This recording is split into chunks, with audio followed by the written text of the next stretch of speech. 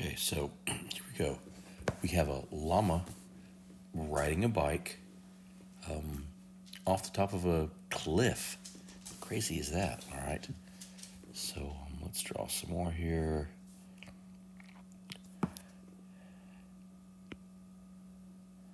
And on here is the bottom of the cliff. And then over here, thank goodness, is some water.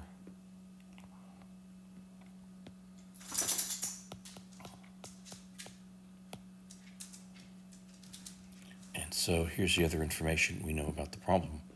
I'm going to draw a little coordinate system here.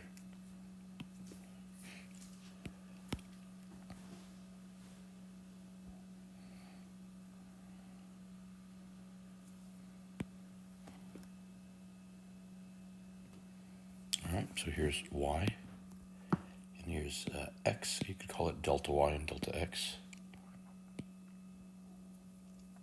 So in this problem, this little llama here has got it going fast enough so that its path looks like this. He just wants to know how fast does it need to be going to make it into the water. So the other information we're given here is delta y. What the heck? Let's make it 8 meters high. And then the delta x here, that water is located about, I don't know, 20 meters away.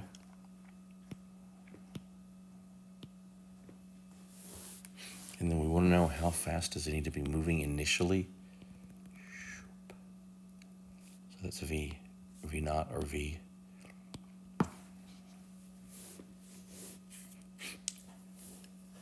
So again here, the question is how fast does it need to be moving so he makes it safely to the water here, given that he's 8 meters above the ground, initially moving horizontally, and the distance from the base of the cliff to the water is 20 meters.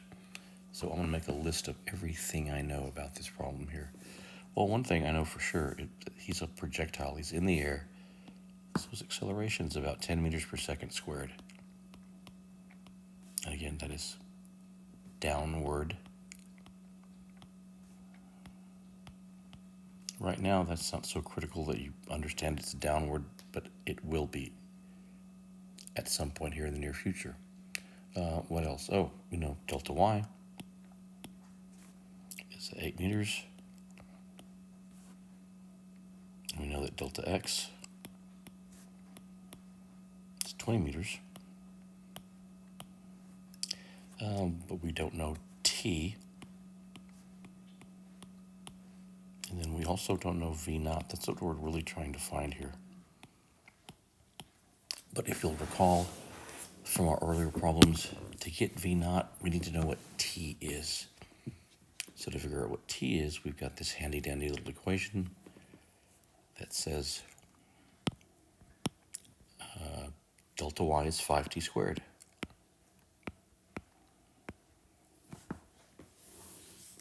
So that's going to give us t for the first part. So to get, so delta y is 8 meters.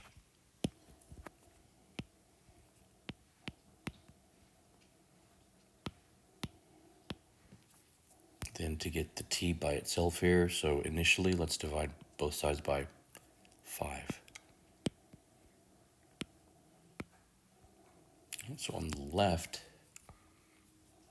that's 8 over 5, 1 point something. Let me get my calculator. But also on the right, those guys cancel out. 8 over 5. Hang on, here we go.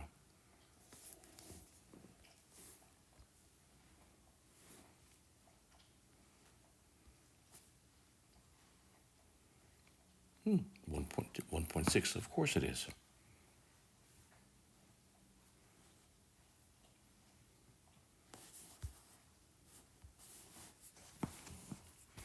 So 1.6, and the units are going to be second squared here, but let's just do this. So 1.6 divided by t squared. And then to get the t by itself, you square root both sides. So on the left, we have a square root of 1.6. And that's actually going to have units of seconds squared equals t. So now the square root of 1.6, that little second squared thing might be confusing here. So it's root 1.6. 1.27.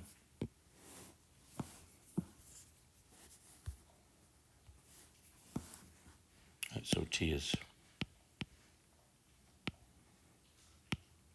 1.27. Let's check that again.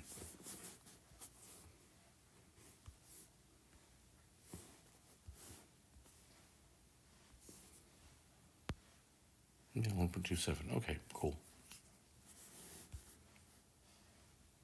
So now we have time.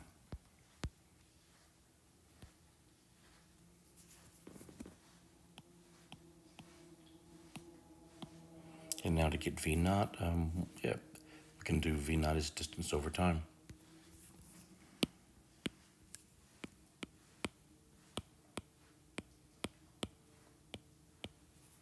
And the distance was 20 meters, yeah.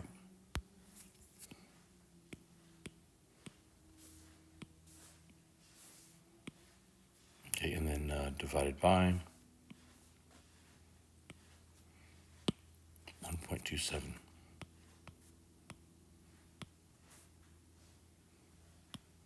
So 20 divided by 1.27.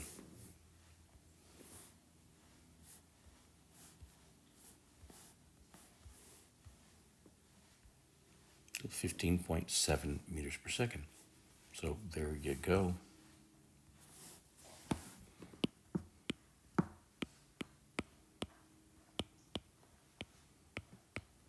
And problem done. Alrighty then.